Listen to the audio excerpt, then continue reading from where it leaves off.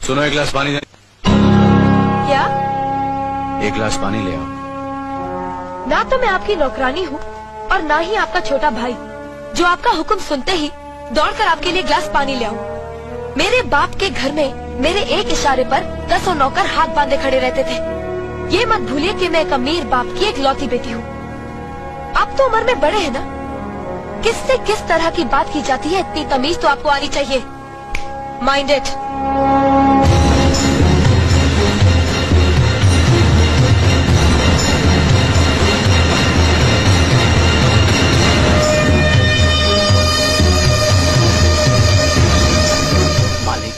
छोटी बहू की बात का बुरा मत मानना, नादान है, बच्ची है। गलती हमारी है मुनीम जी। हमने ऐसी लड़की को काम करने को कहा जिसे काम करने की आदत ही नहीं है। बड़े भैया पानी। नकुल, वो ट्रैक्टर रिपेयर करवा लिया ना? जी करवा दिया।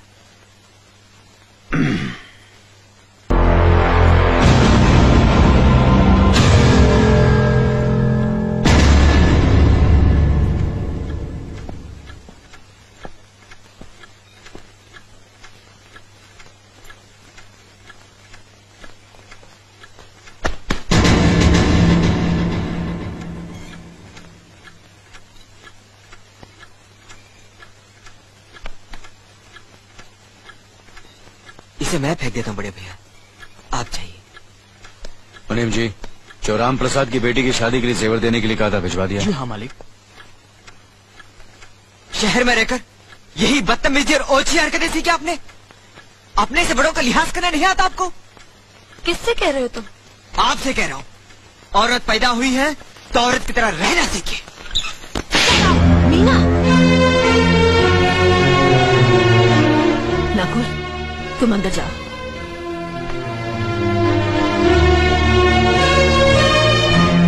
पागल हो गई हो तुम? औरत होकर एक मर्द पर हाथ उठाती हो? इतनी ऊंची घराने की बहू होकर ऐसी नीच हरकत, शर्म नहीं आई तुम्हें? कौन सा ऊंचा घराना?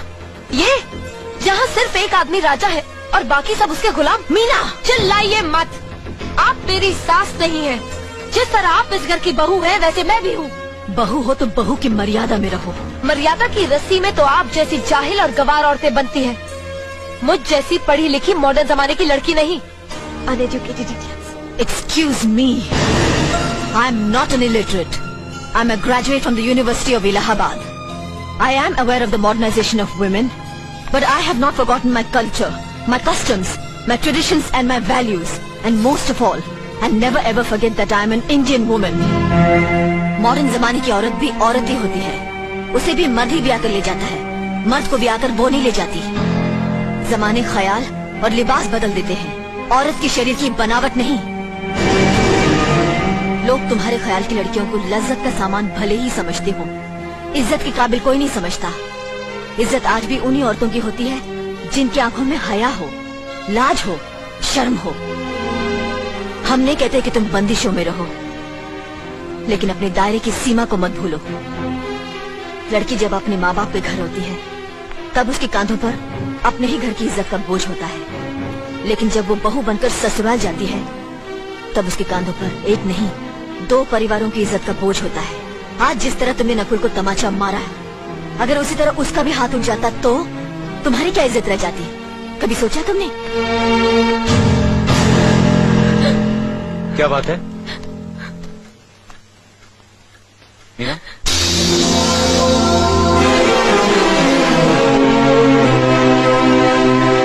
क्या हुआ भाभी? कुछ नहीं। मीना कह रही थी कि उसे खाना बनाना नहीं आता। हमने सोचा कि 2-4 खरी खोटी सुनाने से ही सीखेगी, तो सुना दिया। बस रोने लगी। क्यों अर्जुन, हमें तुम्हारी बीवी को डांटने का भी हक नहीं? क्यों नहीं, आप हमारी भाभी माँ हैं। आप मार सकती हैं, डांट सकती हैं, कुछ भी कर सकती हैं।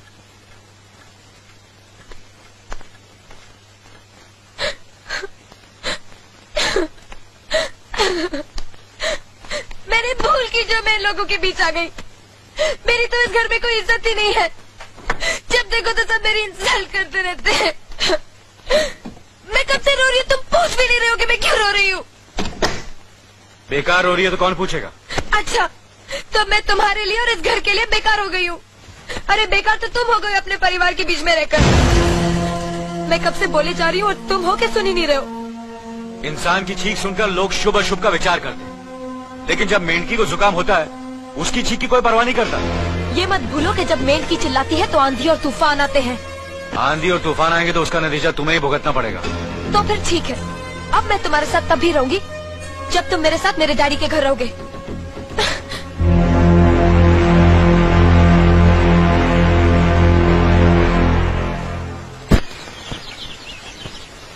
हमारी मीना बहुत प्यारी बच्ची है, लेकिन उसमें अभी भी बचपना है।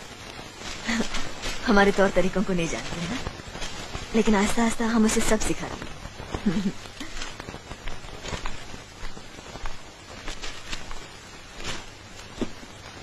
बड़े भैया, ये अपने घर जाना चाहती है। जाना भी चाहिए, 4-5 महीने हो गए, मायके की याद भी आती होगी इसे। और अर्जुन, तुम्हारे ससुर जी तुम्हें कई बार बुला चुके हैं, तुम भी कुछ दिनों के लिए हो आओ, तुम्हारा मन भी बहल जाएगा। अगर ये वापस लौटने के लिए जा रही होती तो मैं जरूर जाता, मगर ये तो हमेशा के लिए इस घर से जा रही है। कैसी बातें कर रहे हो? अगर तुम दोनों के ख्यालात एक दूसरे से नहीं मिलते तो इस मामले को घर की 4 दीवारी में बैठकर आपस में सुलझा लेना चाहिए। बहू शहर की पढ़ी लिखी लड़की है, उसे गांव की रीति रिवाज के बारे में क्या मालूम? ये तो तुम्हारा फर्ज बनता अर्जुन कि तुम उसे हमारे तौर तरीके सिखाओ। सिखाने से कोई फायदा नहीं बड़े भैया, ये खुद को इस माहौल में डालना ही नहीं चाहती, इसलिए भेज रहा हूं। अच्छा, तो तुमने फैसला भी कर डाला? बड़े भैया, बात यह है कि मैंने मीना को, तुम बहुत समझदार भी हो गए हो ना, तो फिर तुम्हें इतना तो समझ लेना चाहिए, अगर बहू अपने आप को बदल नहीं पा रही है तो तुम बहू के मुताबिक बदल जाओ। आखिर वो तुम्हारी पत्नी है, उसका साथ देना तुम्हारा धर्म है। तुम्हारे भरोसे ही तो उसने अपनी सारी जिंदगी सौंप दी तुम्हें। अर्जुन, मेरे दर पर तुम तड़प उठोगे, तुम्हें तकलीफ होगी तो मैं रो दूंगा, क्योंकि हम दोनों एक ही मां की संतान हैं, खून का रिश्ता है हमारा। मगर पत्नी का नाता उससे कहीं ज्यादा गहरा होता है, क्योंकि वो पराये घर से आकर अपनों से कहीं ज्यादा अपनी हो जाती है, परछाई बन जाती है हमारी। पति शरीर है तो पत्नी उसकी आत्मा है। पत्नी ही पति के जीवन को सही अर्थ देती है, उसे कामयाब बनाती। पत्नी के बगैर पति बेजान और बेमाने हो जाते हैं। अगर आज तुम अपनी पत्नी को हमेशा के लिए उसके मायके छोड़ाओगे तो ये गांव, ये समाज क्या कहेगा हमारे बारे में? जरा सोचो अर्जुन, न्याय के सिंहासन पर बैठकर जो लोगों के अच्छे बुरे का फैसला करता है, अगर उसी के घर में नाइंसाफी होगी तो लोग हंसेंगे हम पर, किसी को मुंह दिखाने के काबिल नहीं रहेंगे हम। बड़े भैया, मुझसे भूल हो गई, मुझे माफ कर दीजिए। मुनीम जी। जी मालिक। जायदाद के दस्तावेज लाइए। जी अभी लाया। बहू, पति ही पत्नी की असली शक्ति होती है। हमारे पुरखों ने कुल धर्म पत्नी के बारे में कहा है, जो पति के काम में उसकी मददगार हो, उसे अच्छी सलाह दे, जो दासी की तरह उसकी सेवा करे, मां की तरह उसे खिलाए पिलाए, लक्ष्मी का रूप और धरती की तरह उसमें सहन शक्ति हो, वही आदर्श पत्नी होती है। औरत की सोच मर्द का मुकद्दर बनाती है। वो जब बनाने पर आती है तो कुटिया को महल कर देती है, और जब बिगाड़ने पर उतरती है तो महल को मिट्टी का ढेर बना देती है। मालिक, ये जायदाद के दस्तावेज हैं। हमारी जमीन जायदाद कहां कहां है और कितनी है, उसका हिसाब किताब ना बाबूजी को मालूम था, ना हम तीनों भाइयों को मालूम है। बहू, तुम पढ़ी लिखी हो, आज से इसका हिसाब किताब तुम देखोगी। लक्ष्मी जी। अपनी चाबियों का गुच्छा और ये कागजात बहू को दे दो।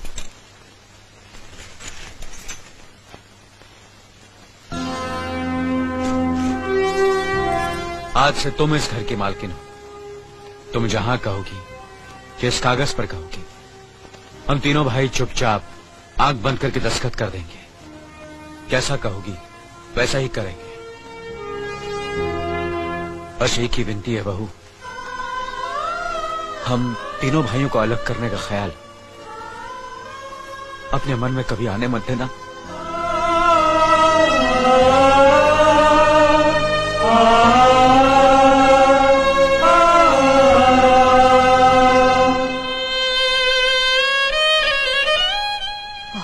किया तुमने बहू, बहुत अच्छा किया। इनकी आंखों में आंसू देखने की हमने सपने में भी उम्मीद नहीं की थी, लेकिन तुमने हमें दिखा दिया। बहुत अच्छा किया तुमने, बहुत अच्छा किया।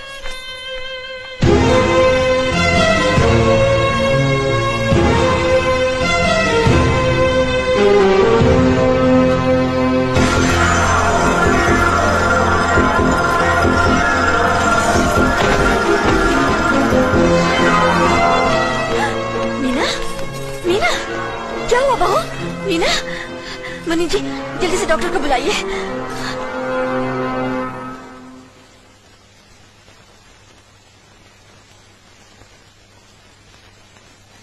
घबराने की कोई बात नहीं, ये माँ बनने वाली है।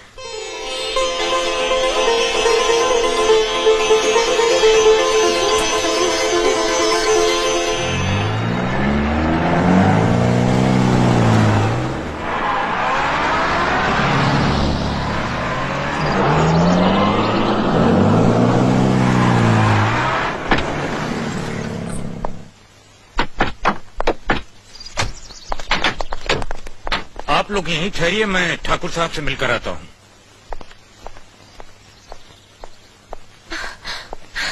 डैडी, डैडी, कैसी हो बेटी?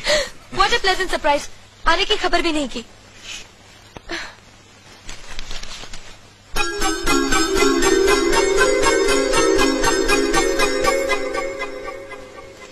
ठाकुर साहब, पाए लागू। समधी जी, आप अचानक यहाँ कैसे? तशरीफ रखिए, बैठिए ना। आपके बराबर बैठने की मैंने कभी गुस्ताखी नहीं की, तो आज कैसे करूंगा? बहुत दिनों बाद हम लोग मिल रहे हैं। कहिए, आपका कारोबार कैसा चल रहा है? आपकी कृपा और आशीर्वाद से ठीक ही चल रहा है। दिल्ली में इंडस्ट्रीज मिनिस्टर के साथ कब की अपॉइंटमेंट ली है? कल सुबह 11 बजे सर। इनकम टैक्स केस का वकील ने कहा है कि 15 तारीख की हियरिंग में मामला क्लियर हो जाएगा। आज एक्सपोर्ट का माल जापान के लिए जहाज से रवाना हो जाएगा ना? जी हाँ सर। नमस्ते ठाकुर साहब। नमस्ते नमस्ते नमस्ते। अरे दीनानाथ जी, आप लोगों ने यहाँ आने की तकलीफ क्यों की? मैं आपकी संस्था के लिए गवर्नर साहब से बात कर चुका हूँ, आपका काम हो जाएगा। धन्यवाद, बहुत बहुत। अरे गोपीनाथ जी, होम मिनिस्टर ने वादा किया कि आपके भाई का ट्रांसफर जल्दी ही हो जाएगा। Thank you sir. Daddy, good morning daddy. Good morning my child. आप कहीं जा रहे हैं क्या? हाँ बेटी, एक जरूरी काम से दिल्ली जा रहा हूँ, अपना ख्याल रखना। ओके। Okay, bye. पास में ही फैक्ट्री के लिए जमीन देखने आया था, सोचा आपके दर्शन करता चलूं। अब इजाजत दीजिए। इतनी जल्दी कैसे जा सकते हैं आप? भोजन तो करते जाइए। माफ कीजिए, आप तो जानते ही हैं, बाप बेटी के घर का खाना तो क्या, पानी भी नहीं पी सकता। शहर में रहकर भी अभी भी आप इन बातों को मानते हैं? शहर में रहूं या गांव में, मैं अपनी परंपरा और संस्कार कैसे भूल सकता हूं? आखिर मैंने इसी मिट्टी में जन्म लिया है। अच्छा, चलता हूं। अजी, कम से कम बेटी से मिलकर उसकी कुशलता तो पूछ लीजिए। ये क्या कह रहे हैं आप? मैं इतना ऊंचा नहीं हूं कि अपनी बेटी की कुशलता पूछकर आपका अपमान करूं। ठाकुर साहब, ये तो मेरी बेटी का सौभाग्य है कि वो इस मंदिर जैसे पवित्र घर में बहू बनकर आई, और फिर आपकी छत्र छाया में तो वो कुशल हो गई। राम राम। राम राम। बेटे, जिस तरह तुम मैके में चहकाती रही हो ना, वैसे ही अपनी ससुराल को भी महकाती रहना। जी।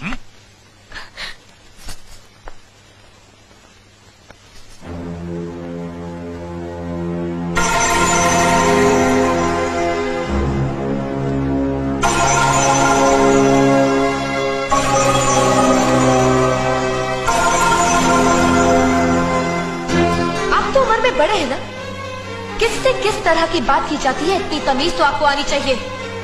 Minded, minded, minded, minded, minded.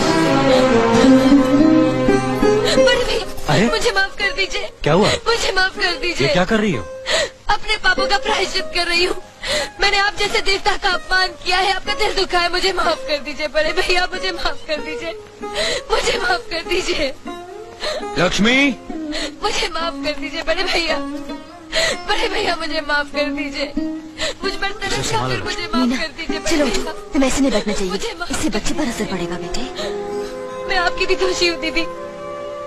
आपने जेठानी की जगह माँ बनकर मेरी गलतियों को बर्दाश्त किया और मैं अब भागन आपकी बेटी न बन सकी।